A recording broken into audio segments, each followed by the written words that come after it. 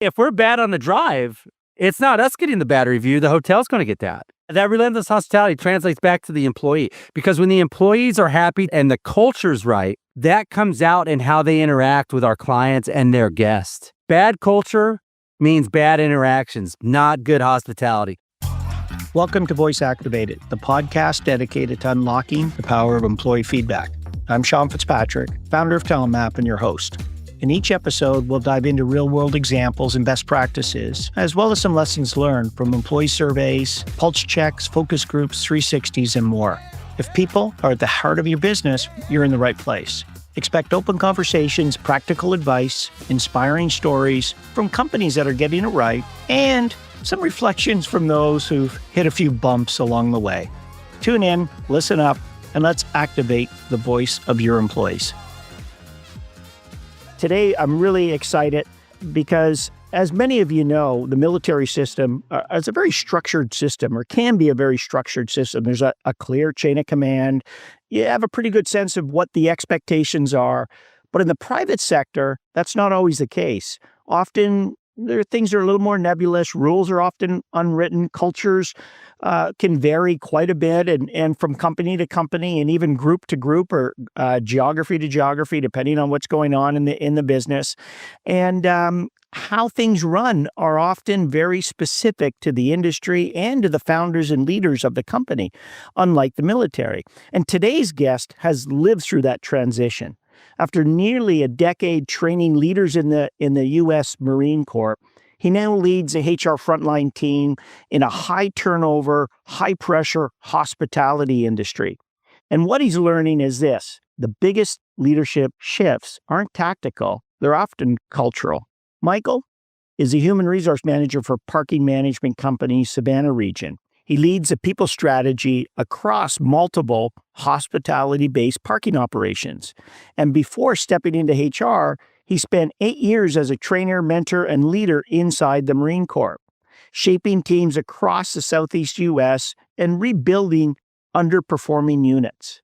Michael, welcome to Voice Activated. Hey, Sean, thanks for having me on today. Your background's quite interesting because you've worked extensively in the military and then moved over to private sector. I guess what I'd like to know a little bit about is just what your journey was like, why you end up choosing to join the military, what that experience was like, and then what caused you to move over to the private sector. Yeah, for sure. So you look at my LinkedIn and it's this roadmap, this journey of cobblestones all over the place, right? 2003 is when I joined the Marine Corps initially, at the height of the invasion of the Iraq War, the start of the Iraq War. The millennial generation, we went one of two ways, and I was on that patriotic side, the towers getting hit and whatnot. I wanted to do my part. And it sounds kind of corny, but that was the drive to initially do that. If I wasn't going to do that, I would have ended up in the Art Institute in film or something. I thought it was a good transition. I made that jump into the infantry. And I did a couple deployments and did my time on the ground there, and I loved every minute of it. Some minutes were harder than others, but I still loved all of them.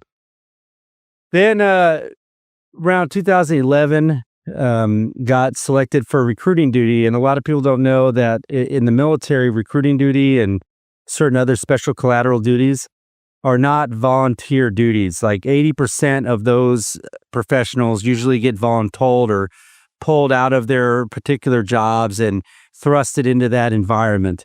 And it's a challenging one. A lot of people don't volunteer for it because it's a sink or swim kind of industry. It's a sink or swim kind of situation. You go from being supported by a platoon full of people and a company element to being alone and unafraid with 3 other recruiters trying to convince them that the job that they're trying to get after college is not worth it, right? So it's a challenging turn. I was pretty good at it. I didn't like it, but I was pretty good at it. And those were probably some of the most challenging years of my career, were those first 3 years on recruiting. Personally, professionally, spiritually, I went through a lot. But I ended up going back to the fleet, did another deployment, came back to HR full-time.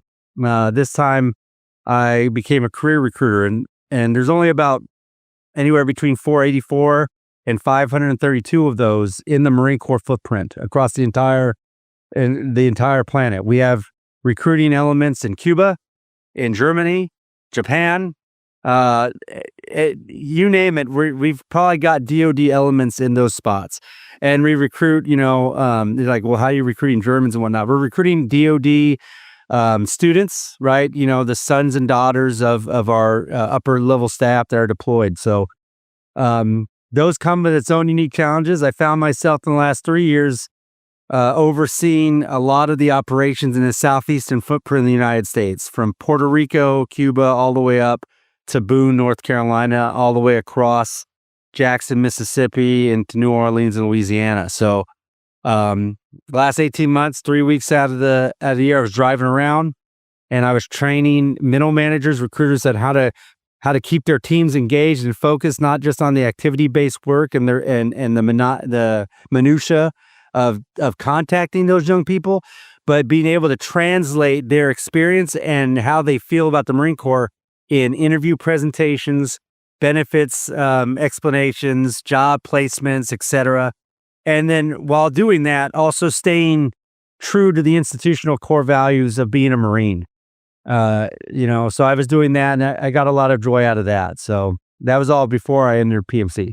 Yeah, that'd be interesting, because it's how do you translate the inner purpose and mission of what often drives people to join that type of organization to a young person, right? That's sort of like trying to find their way in the world. And even in organizations today, that's a challenge of how do you have leadership and the vision of where the leadership is going, and then translate that into day-to-day work of what people do on the ground. And it's sometimes hard to make those connections. So that sounds like a fantastic sort of training ground to start to understand how to take that and translate that into sort of day-to-day things that young people can understand.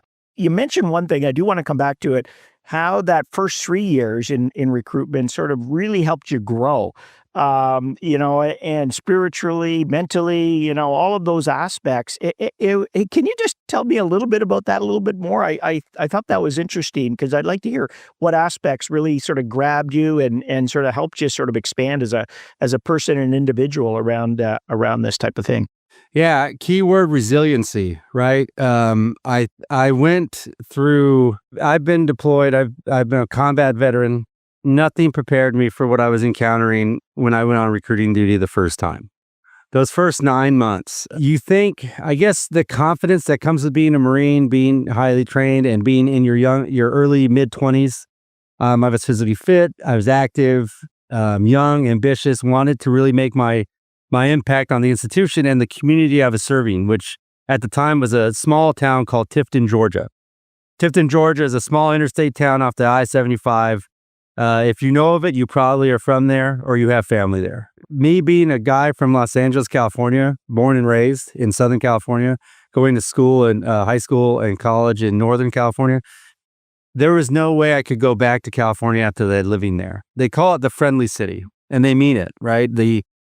It was the best experience I've ever had in a community. And because of that, I really committed myself to serving that population. I went from serving colonels and majors and company commanders to serving the city council, parents, teachers, counselors, about the best interests of their students and their children and their young adults. And I stress that. I used to have conversations with parents that were worried about their sons and daughters going off to go fight a war they didn't believe in. I've been chewed out, cussed out, kicked out of houses, and then in the same week brought back for dinner, apologized to, and signed paperwork, right? So the ups and downs of the emotional roller coaster that you go into a place and you come back out of it, that takes a toll. And that toll was coming back to me at home. When you're recruiting and you're interviewing at a high volume turnover rate, at a high volume full cycle recruitment effort, you don't want to talk anymore. Like when you get off of work, you're done. You don't want to talk. You don't want to engage with anyone. And that's what the case was for my first marriage, right? When I was married for 7 years, coming onto the duty, and I disengaged, I unplugged, and because of that started to dissolve. And like most military professionals in general, right? I just buried myself in my work and exasperated the problem. And that's where I've learned when people talk about work-life balance, that's what they're talking about. Those are those challenging things that leaders don't really, that they shy away from, right? Like in the military, it's easy. Like you mentioned, tactical to strategic, like, engagement, listening to people. There was no one I was going to be able to talk to that was going to give me a sympathetic ear. We've all been through it, like just suck it up, move forward. We have a quota to make, etc. And, you put your head down, you buy that. That's acceptable when you're a young 20-something who swore an oath rather than, signed a contract. So, I gave that up. And then the next, I guess, 2 years following that, it was every time I had a personal shortcoming, I really excelled at work. If I wrecked my car, I got probably a 300% increase on my quota and I made it. Right. So like I was translating that pain into work. And whereas I'm getting all the kudos and all the benefits of that work, I'm slipping as a human, as a person. And it took me about a year to recover from that. So. Wow. Yeah, that's and such a young age. You're in your 20s when you sort of went through all of that, eh? Because that often that's a great way to build, strength and character, and but you probably didn't maybe realize it right in the middle of it. As you're going through it, you're certainly like, what am I doing? But as you reflect back, you start to think about, wow, that really was an opportunity to learn and grow more about yourself and more about what you're good at and how to balance, all. Because I've worked in sales many years off and on. Xerox is one of the, first business I worked. You're out, when I started, there was no, internet and Zoom call. Yours day to day. You had to go and knock on so many doors. You had your little black book. You had to mark down all the cold calls you did. And you're just talking all day long. So you come home, I know the feeling. You just want to veg. You don't want to share. You don't want to talk. You don't want to chat. You just want to veg for a while and decompress. And it's a real challenge. But it also taught me in the similar maybe way it taught is also the type of work I do like to do. It's just getting that balance of doing it, but also being able to engage with others around you, whether it's, your spouse, your family, or the community. And it sounds like you've got to a place in terms of the work you did down in Georgia. What was the name of the town that you were supporting community? Yeah, Tifton, Georgia, Tifton. Yep. Yeah. So a place where you were doing that. Oh yeah, and I got the key to the city there when I left. Oh, wow. That's how invested I was. Wow. Right? Yeah, it's on my wall behind me. One of my crowning achievements. But and you're right. It was an opportunity to learn in any profession, whether it's with what I'm doing right now with PMC, especially with PMC. I'm finding is experience leads to credibility, right? And going through those hardships gives you that experience, and that experience allows you to see when people are struggling and understand what that struggle is. And then when you communicate to those employees, those supervisors about that struggle, they believe you. They see, they feel it from you, and you can't make that up. That only comes from going through that pain and struggling. I find myself having to do it right now with PMC, where I've never been a valet. My first day on the job, I had a manager talk to me and said, "Hey, look, you just suspended my guy because of X. Who's going to cover that shift?" And I was like, "You know what? Someone should have told you. This is my first day mistake. I'll cover the shift." And he's like, "Well, it's a night shift." It's like, "Well, I'll do it." Right? And they're just like, "Whoa," blown away. And I stood in that line. I stood that shift for about 2.5 hours or so. And this is not easy. It wasn't just as easy as standing there taking keys and opening doors, right? So gave me a newfound respect for it. What the work is like. Well, yeah, and I'm glad you brought that up. So it's I guess you move from then a great experience in the military over to the private sector, and I guess it's interesting because often, well, I've never worked in the military. I grew up near a military base, so I got to get a bit of a sense of a lot of the colleagues I ran into or worked in the military, but it does seem to give a structure, a rhythm, a purpose often that doesn't always exist as much in private sector and civilian life. And And I guess, especially for you going from uniform to a civilian type of environment, I guess I would like to hear what surprised you most in the private sector, how leadership actually works, particularly where there's no rank and file, where it's your commanding officer said this, okay, we'll do it. It doesn't always work that way, even though I think a lot of CEOs and leaders would like it to work that way.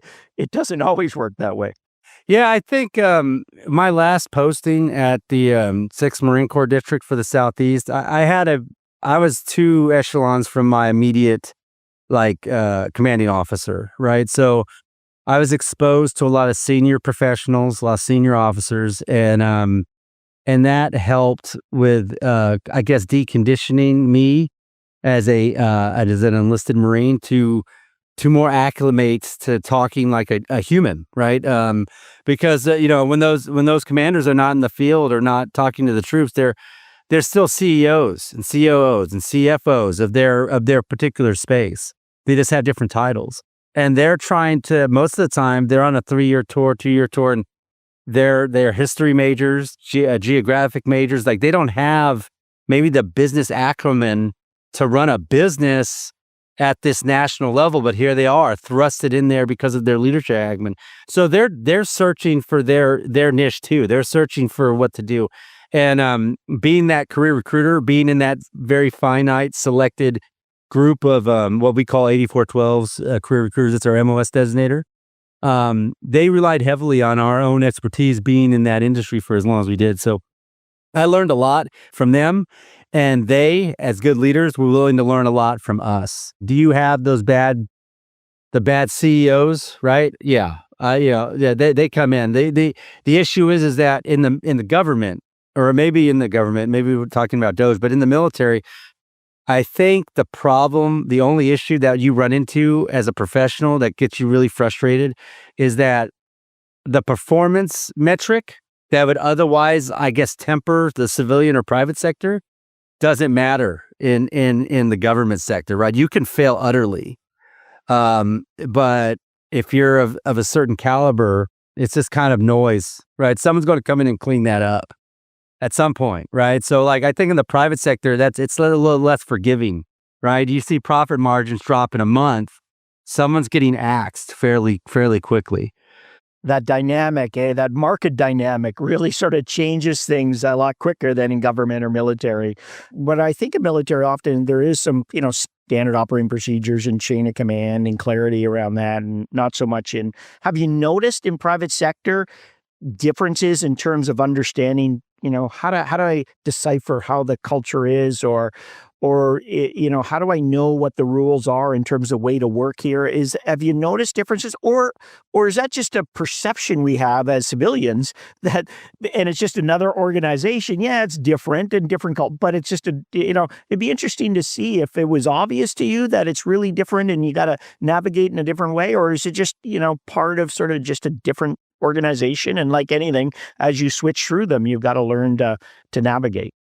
Well, it's like what I say to managers or leaders. I say, it's not the area, it's you, right? Like you either adapt or you don't, right? And good leaders, good managers, good supervisors, even good subordinates and employees, they know and they recognize where growth needs to happen, and then they adapt it, right?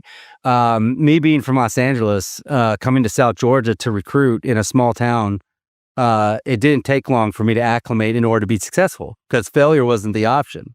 So it's a mindset. I think, to your point, is it a perception difference? I would agree with that, right? Like during the job search, I was on the job search prior to getting out of the service for about 4 solid months.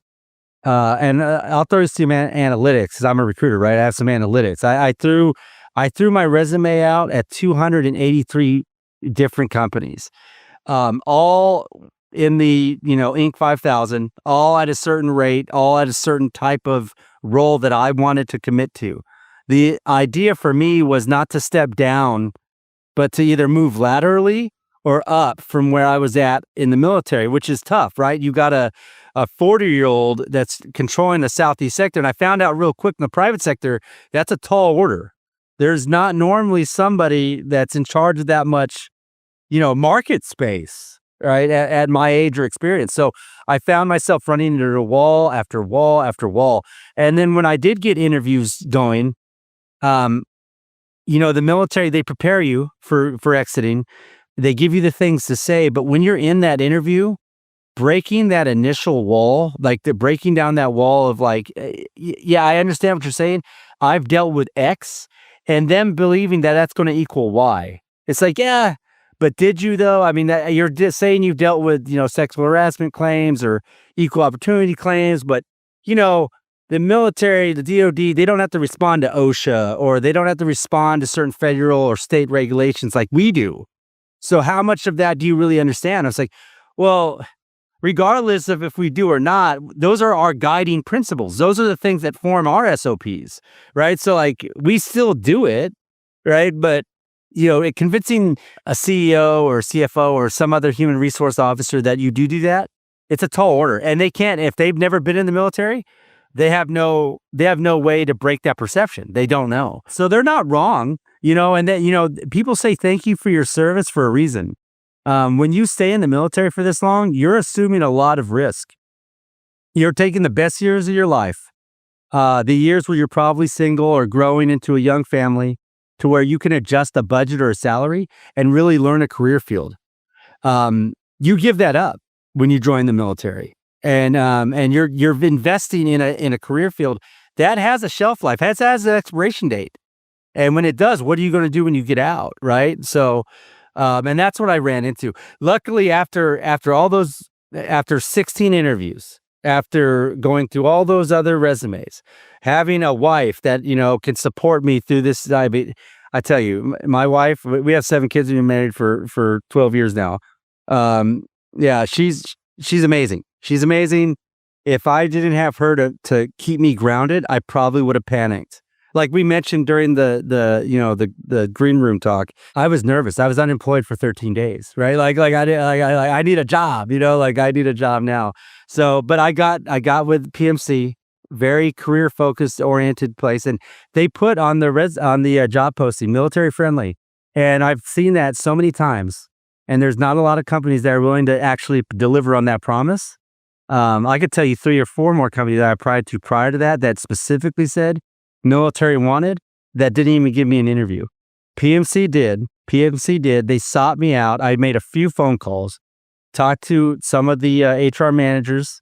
They flew me out to the headquarters, to multiple regions, to really invest in the culture of PMC and their valets. Really turn around and say, this is what right looks like. This is what best case scenario looks like. This is what we want your territory to look like. And they told me they're taking a real chance on me. I'm from Savannah, Georgia. So I've been here for a better part of a decade. So I'm in market. PMC has a 85 to 90% internal promotion rate. They do not hire externally. They just don't do it. I'm one of the first, and it's because they want the market to turn, and they think that I'm going to be that solution.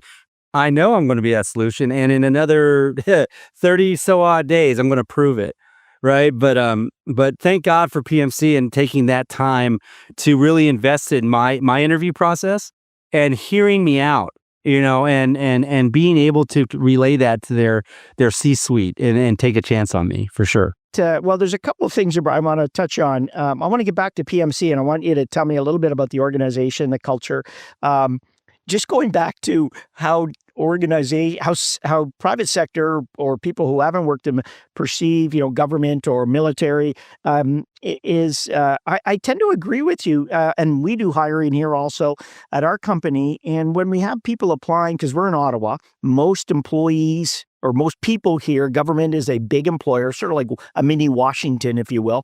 And often we're very concerned. They say, well, I ran a budget for, I had 500 people reporting to me and so on.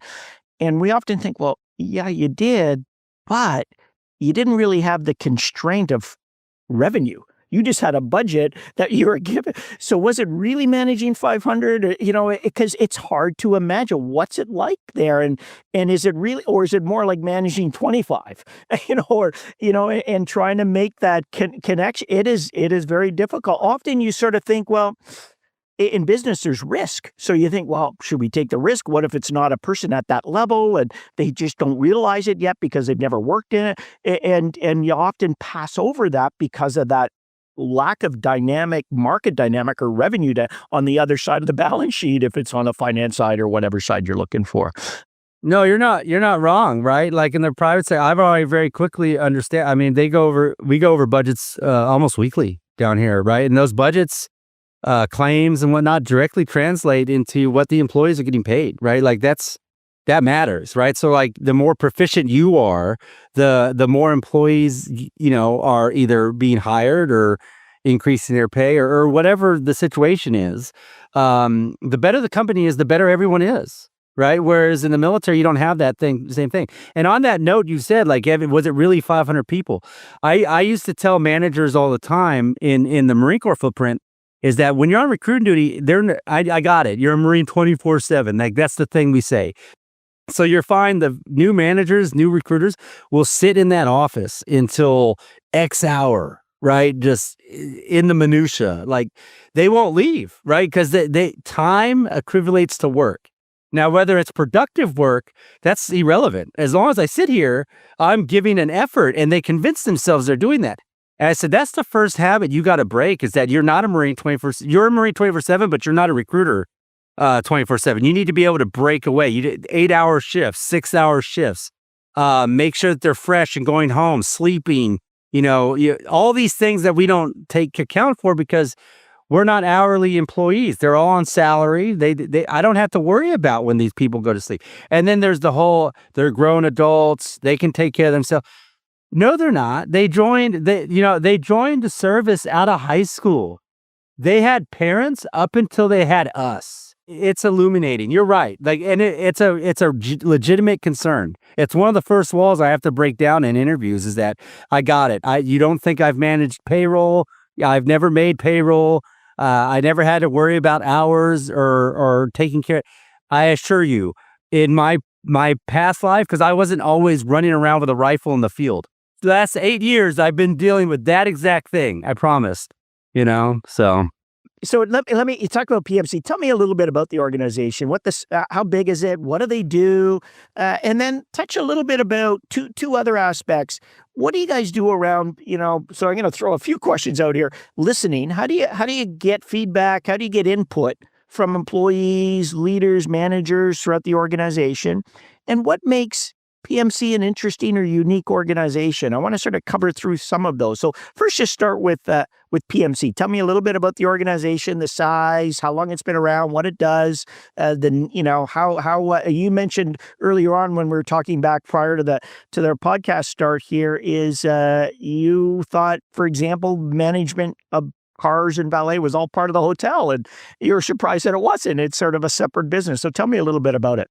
They were talking to me about the job description. You say the right words when you come to HR, right? HR is the same regardless of the industry, right? It's a people-focused profession, right? So I said all the right things. But then when it came down to the industry knowledge, it's just like, I had to make other calls. They put me in contact with a prior Marine who's in the commercial sector, a Chad Armistead, great human being. Been with the company for about 8 years. And he was on the commercial side. And so he's explaining to me commercial stuff. And I'm like, this is hospitality, right? It's like, we got 4 divisions, right? We handle commercial, we handle hospitality, we handle, medical valets, we handle like parking structures, right? And I'm just like, oh, wow. So that's expansive. And then I get a PowerPoint presentation and an email saying, here's a little bit more about the company. 46 states, almost 48, depending that we're servicing across the country. We got plus 7,000 employees. Since last I looked at it 2 weeks ago, we probably have got more. We just in my footprint, we've hired 8 people in the last week, right? So this company is one of the fastest growing companies in the Inc. 5000. They've grown 348% in the last year from 2025. Right. What's driving that growth? What right. is it? Well, it was a leadership focus, right? Like our C-suite, like what we're dealing with now, our new CFO, our CEO who started as a parking valet attendant, who's now the CEO of the company. That's a huge metric of it. The structure. We had the foundational 5. We have ramp. We have. There's a few acronyms I'll throw out there, and I'm still learning all the acronyms since I got here, right? But they're in their relentless hospitality approach that they do with their clients, right? The hotels, or like in the hospitality industry that I'm aware of right now, is the hotels or the vendors, the stadiums, where we're servicing our clients. We focus 100% on their guest and the guest experience, right? That's what's unique for PMC. From what I've noticed from my research of the other companies, is that guest experience is almost, it's as important as doing the job right, but it's a central focus. And the clients know that. When you see a PMC shirt on the drive, when you see a PMC sign out in a parking lot, that parking lot's getting cleaned and maintained. There's cameras watching it. That's a secure location. Moreover, you go on the drive and they take your bags, or they're taking your keys and they're putting it on that carabiner and hustling from the drive to the garage and moving your vehicles back and forth. They care about what you think about the job they're doing. And our clients love that because they do think it's the hotel. And I assumed it was. Yeah. So Yeah. if we're bad on the drive, Yeah. it's not us getting the bad review. The hotel's going to get that, right? So it's important who they pick, who's handling your garage, your cars. So that relentless hospitality translates back to the employee, because when the employees are happy, taken care of on manageable shifts, and the culture's right, like what we were talking about earlier, when you listen to your employees and you translate that comes out in how they interact with our clients and their guests, right? Bad culture means bad interactions, not good hospitality. So we gotta build that from ground up. And going more directly to your point, how do we gauge those metrics? Right now, we're getting client surveys back. Our command deck, right? Like I'm still kind of in the mode, but our C-suite, our operations officers and whatnot, push out these client surveys to our hotels, and they give us the feedback, right? They tell us who's doing the right things, who's doing the wrong things, what they want to see more of, right? It's not enough sometimes to just have our shirt on the drive picking up the keys, right? Are we doing regular walkabout, right? Like, are we looking for trash, or are we looking for other ways to hold the door, like that white glove service that we can deliver to our clients? They want to know, and they want to also see the training that's going on, because like I said, those couple hours I worked on the drive, I had that manager kind of walk me through it and say, hey, take me through it. And I failed. I failed the initial. I parked the car. I was like, okay, I parked the car. We're in the garage. I didn't hit anything. I should be good, right? He's like, yeah, but when you got out of the car, you didn't lock the door. I'm like, oh my God, right? Like it's that simple. And it's like, so that's not like a point. It's like, no, that's a fail, right? Because like, the client's going to come down here, try to open this car door's open. We got a problem. He locked the car. He put the key on his carabiner and walked the 5 steps to the box, took it off and put it in there. So the control was there. And that's a military kind of attribute, like the attention in the details. I was like, okay, good. I can do that. I can adapt to that. That's something that we do in the military. I can translate that here. So that gave me a little bit of a comfort that is like, okay, now that I've transitioned, now that I'm here, where can I really drive my focus? And I can work with employees. These are just young troops, and they're still in the age bracket. Those young valets are between the ages of 18 and 25. That's who I've been working with for 21 years. So yeah, that's where I got some comfort in that. And I never thought about, but a couple of things you pointed out there. In a way, because your work and PMC's work reflects on the hotel so much, they're a really good set of eyes to how well each of their units are doing. And so getting feedback from them is a great way to understand what's working, what isn't working, all of that stuff. I think that's really interesting because it gets that sense of accountability really built in there. And I know my experiences with valet and using those services, from time to time when I stop at hotels, I just love it when they run or just even jog a little bit, even though they don't have to, because it's not like, oh, I'm in a rush or whatever, but it just shows that hustle and energy and eagerness and all of that stuff. I don't know why, but it does, it speaks to me and probably a lot of customers like me that sort of would like, hey, I like this. I trust them more. I feel better about it because it's the other thing is security is important because you're like, oh, should I leave this in my car? Should I not? Where's my car going? Who's going to take it? Are they going for a drive in it or, whatever? Because you have those cliches of movies where, the valet takes off for a while. But those little interactions around hustling and courteous and all that sort of stuff really speaks a lot to how well you feel comfortable handing over those keys for sure. The other thing I'd like to hear is what have you seen that makes PMC really a unique place? Like, why would a young person want to work there? Do they get paid well on tips, or do they get is it the culture? Is it an opportunity to grow their career? How do they view it when they join at an 18, 19, 21, 22-year-old?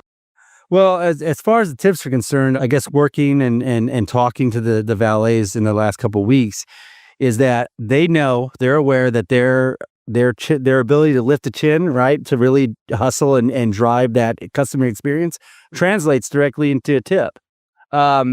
People want to tip their hospitality service, right? They want to tip the valets because that it's a part of it, right? Like it's not a guilt trip. You want to reward good hard work.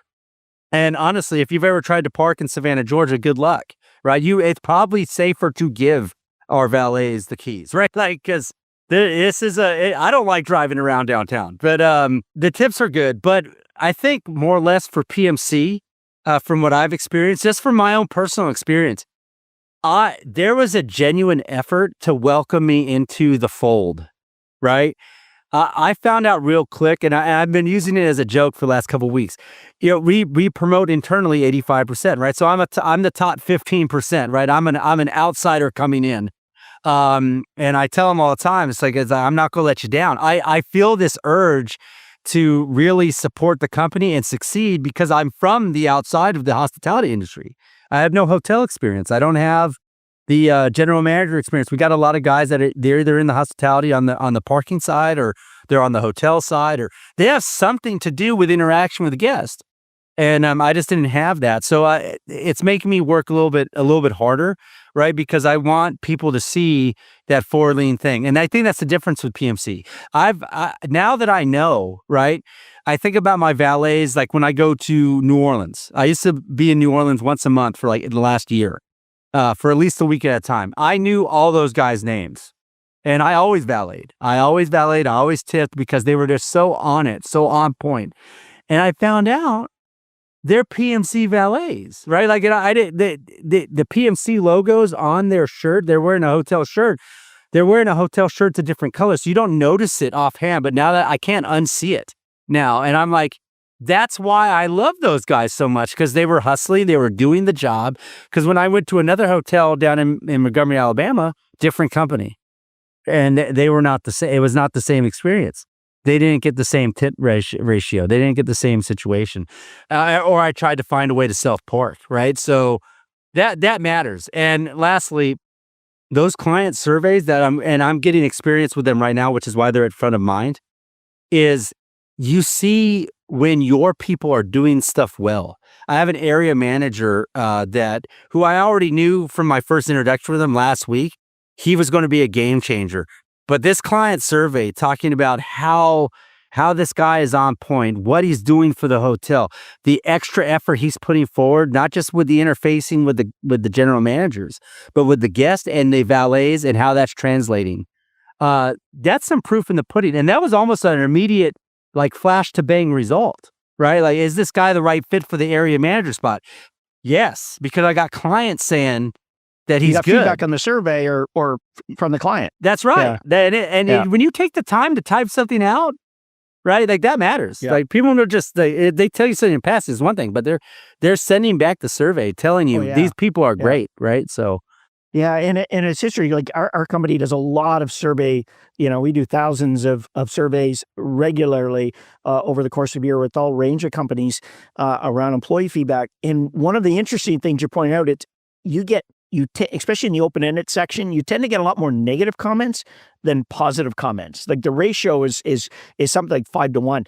And so when you do get a positive comment, it's really valuable because it's actually really a lot more valuable than the negative, because it's very easy for people to put, and often the way questions are worded, what could improve here, what could improve there, as opposed to what's working well. So that to actually someone to take the time to write out a positive comment is usually a really good indicator that, oh, this is important, much more than, 3 or 4, less positive comments or neutral comments. And the other thing that, points out to me is just there's this, I think it was Aubrey Daniels. He wrote a number of books around feedback and performance management. And the one thing I remember doing one of his courses, this is probably going back 25, 30 years, is as managers to focus on catching people doing things right or doing the right thing. Because as humans, we're sort of bred to catch what's going wrong because you're always trying to fix that and you want to mitigate risks and problems and all that sort of stuff. And he was a real game changer for me because if we can catch people doing the right things, you're encouraging that modeling behavior, encouraging that behavior. And if you can see that happening, and people are much more likely to repeat it. Because, I guess I was doing the right thing. I'm going to do it more and more. And it's sort of what you talked about very early on when you first joined the organization of PMC, is they brought you around to a number of areas and told you, here's what good looks like, or here's what great looks like, is what you talked about when you went to sort of that onboarding and meeting different aspects of the company. If you're the CEO, of a company like PMC or a mid-sized company, what one change would you make to help bring people from government or veterans or military and help them make that transition into private sector? As they move it, is there things that you would do, or one thing that you would do to help organizations do that better or do that well? And maybe it's pointing out the experience you had that worked really well for you, or something that you would point out that you'd like to see done better. Have a feedback mechanism, right, for those interviews, right? And I got it. A lot of it's hard. People don't want to necessarily engage in balanced feedback or even reinforcing feedback. Even if it's all good, and then deliver, but we're going to move on with this other candidate. If I got feedback for all those interviews, all those resumes, I got feedback from one place. And the only reason I got it was because the HR guy that was on the team, on the panel that interviewed me, was a prior Navy, right? So that connection is probably the only reason why he called me. Otherwise, I just don't get anything. In fact, you go through an interview and you feel it's so good, like you nail it, you hit it out of the park. And a lot of these companies will do lunch and they're sit with you for hours, and you think you've answered all the questions, that you've done all the research and you were ready, and they don't give you any feedback. I can't stand that. Like if I was a CEO, I would immediately, if I had any say over it, even a VP of HR, I said, give our people feedback. If you're telling them no, tell them why, right? Unless you talk to them and you absolutely would never hire them for anything. I'm talking to mow your grass. You would never hire them for anything. They're that bad, right? And most people say, oh, they're not that bad. I say, okay, then you need to call and give them some feedback, right? So that way they can come back to you at some point, either improved, or maybe a year from now, they have a change in circumstance and you're the first person they call because you were the only one that gave them feedback, right? That matters. That's putting the company in a good light, and that's putting the people that you work with and hire at the forefront. That's where I at. If I had to change one thing. I like that. Yeah. And you're right. When I think about, you don't get that feedback. Most people don't get that feedback. They just go, thank you, but we decide to move on or whatever. What would that feedback look like? Is that a phone call? Is that written feedback? Or is it just any feedback is going to be valuable? Is there anything that you'd sort of tell our listeners that, hey, if there's one type of feedback you provide, what would it be and format? Well, I mean, what I tell people all the time, the hardest feedback to get angry at is verbal feedback, like a phone call or in person. People avoid controversy like it's the plague, right? So if you want to give feedback and not get like a rebuff of it, you have a phone call, it's a little easier. If you send an email, right, any feedback, I don't care how you do it, right? Like that's what I would tell people. I'm not unreasonable. If I know that my manager's not comfortable doing it, it's like create a template, put 3 things that you want to see improved, or maybe do the sandwich thing, make sure it's balanced, and send that email. That's it. Fine, right? So your message is get just something Just out, get any it. format. Just get at it, least right? something is better than nothing. That's Yeah. right. That's right. Okay. So And then if it's ideal, then a phone call would a be phone a call verbal would feedback work, be right? best. Like a Yeah. lot of people, I know for a fact, a lot of people, especially when you're this confident and you go into an interview, you get one thing of feedback, and the first thing, it's going to prop all these questions. And now now you're the guy, like, cause I know I did it to my buddy who was the Navy guy that called me back. I hit him with like 3 or other questions. It's like, oh, wait a minute. What about this?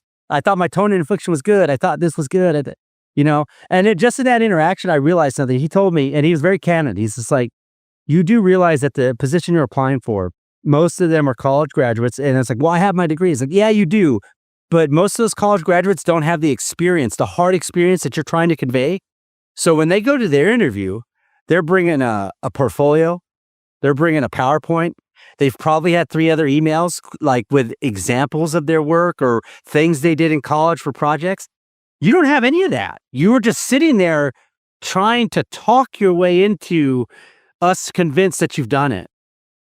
And I'm like, oh, why didn't someone just tell me that? Like, I spent 5 hours making a portfolio, right? And you know who got it? PMC. PMC got my portfolio, right? So I really like that because it's so true. I had the benefit of going through business school, and part of going through, you learn that stuff. You learn, all right, here's how you research, here's how you interview, here's how you prepare. I never thought about, if you're in a government or military for a long period of time, you're so out of that type of mindset and market that it's so easy to forget that, this is, and if no one tells you, how do you know? So simple feedback is what you're saying can really, really change things. And it did for you in terms of landing a good job and a great place and great company at PMC. Michael, this has been great. I really liked the conversation, and it was quite interesting to hear about your journey and a little bit. Is there one last thing you'd like to say or close off with that you want to highlight that we didn't touch on that you think is really important in terms of in light of the conversation? Yeah, currently right now in my Savannah footprint with PMC, I'm finding myself interacting with my employees a lot more, and I'm finding that there's a lot of value in what PMC offers. PMC, one of the big takeaways from this company, when I was in the interview process, I wrote a paper in college about this company because this company has a 501c3 attached to it. It's called PMC Cares. And the paper was about corporate responsibility, right? And I'm a red-blooded capitalist. I believe in profit. I think nonprofit and nonprofit company, that's an oxymoron, right? PMC delivers profit, but they have a mechanism to take care of their employees. And right now I'm in the process of utilizing that PMC Cares process to take care of one of my employees' families. And I tell you, it's what a comfort, what a treat to know that I'm a part of a company that cares as much about their employees as I did when I cared about my Marines and their welfare, right? They're putting it first. They don't have to. They're going to put money where their mouth is. They don't have to. They're going to do it because it's the right thing to do. It's not a PR move. They're not going to get any benefit from it. Like they're not going to be a newspaper article about it. It's the right thing to do. And you know what? Guess who's going to get the benefit of that? Because like I said earlier, the hotels, the clients, they're the ones that are the forward-facing part of our business. Everything we do right translates to them, just like the bad, right? So this situation with PMC Cares and having a company that has that mechanism in it, I hope my clients are happy and satisfied that they know that their people are being taken care of, whether they're immediately employed by them through the hotel or they're servicing their hotel on their drives, right? So I hope to be with this company for another 10 years because they care, right? And they put their money where their mouth is. So I just wanted to highlight that. Relentless hospitality goes both ways. Yeah. I'm glad you brought that up because, particularly in the market today, and And I know with all the turbulence that's going on, all the noise outside, both politically and economically, talent and finding the right people and finding people that can serve customers well is still very hard to do, and it's very hard to keep them. And for companies that go above and beyond by putting employees high, putting employees' value on them, really does a lot to build the right type of culture for organizations. So that's fantastic to hear. Well, Michael, thank you very much. Appreciate you as a guest. It's been a very good conversation, great conversation. This was a great experience, Sean. I hope we stay in contact, and I look forward to talking to you again. All right. Thanks, Michael.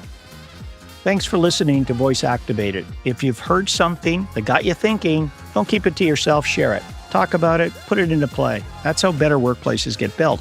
When you're ready to move from insight into action, head over to TalentMap.com. You'll find tools, resources, and strategies to help you lead better with clarity, empathy, and impact. And make sure to follow or subscribe so you don't miss any more real conversations with leaders who know that some of the best ideas for change don't come from the top, but from those employees closest to the work.